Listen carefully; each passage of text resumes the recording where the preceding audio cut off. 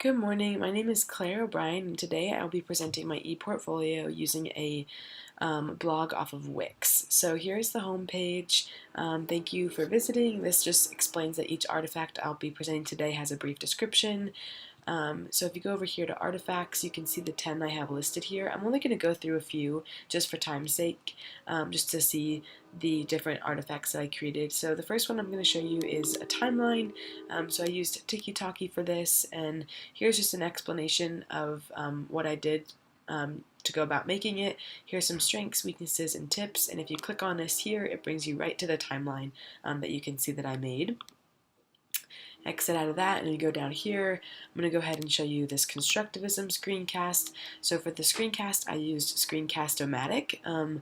Some strengths with this is just that it aids in teaching and learning for different environments.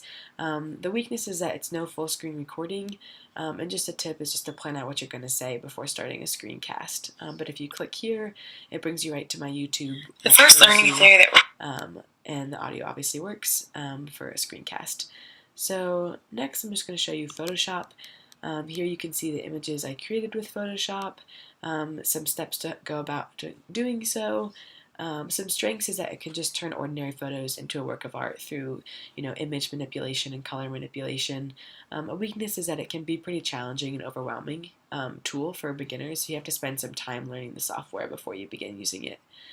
And then lastly, I'm going to show you this photo story that I created just for time's sake, but if you're interested, you can go back and look through all of these. The photo story, I used my Mac, and I just clicked on all the photos I wanted and right-clicked and said create photo story, and the template came with it, and you can see here that it works. And I did mine on the Dominican Republic that I went for spring break. The only downside is that it doesn't have as many elements as iMovie does. So those are a couple of my artifacts. Another really cool one was the transfer of learning. Here I used TED-Ed to create an interactive video, which is really helpful in terms of education, especially online. Being able to post deeper questions and multiple choice questions in a video explanation was really interesting, and if you click on it here, it brings you right to it. So those are just a few of my artifacts. Thank you so much for listening, and if you have any questions, please let me know.